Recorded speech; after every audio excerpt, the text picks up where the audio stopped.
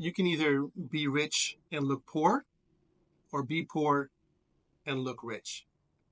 The average American millionaire looks poor.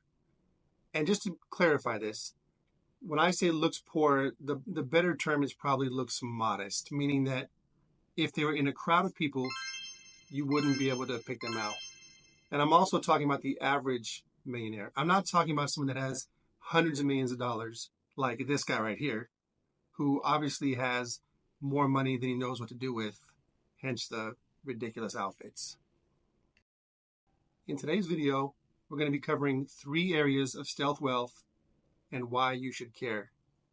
Starting with the mindset of rich versus poor, the application of that mindset, and key takeaways. The average American is liability heavy. They like to buy new shiny things, and they can typically be found at places like this or like this.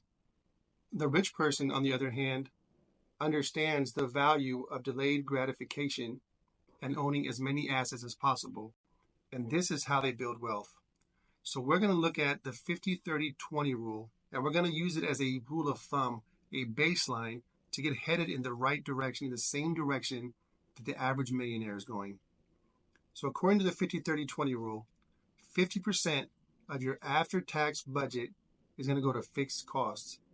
Things like your vehicle, your house, your grocery bills, things that are recurring that you need to survive on a monthly basis. 30% of your budget is going to go towards wants, going out to eat, going on vacation, maybe buying a few nice things. Those are classified as wants. The remaining 20% of your budget is going to go towards saving and investing. As I mentioned, we're going to use the 50-30-20 rule as a rule of thumb, a general guideline to get us going in the right direction.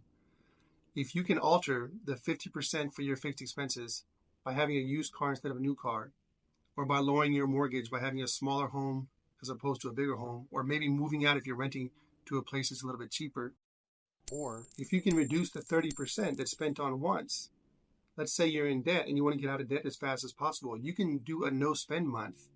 You can do 6 months where you cut back on extracurricular activities and you save that money to knock out the debt. The goal here really is to reduce the 50 and the 30% by as much as possible while still enjoying life and feeling comfortable, and to increase the 20% that's set aside for savings and investing as much as possible. And the more you're able to add to that percent, the quicker you'll reach your goals. The average millionaire lives modestly. They keep their expenses low and their investments high. They focus on growth over consumption or assets or liabilities. And they practice delayed gratification. They see their money as a seed that should be planted, nurtured, and allowed to grow.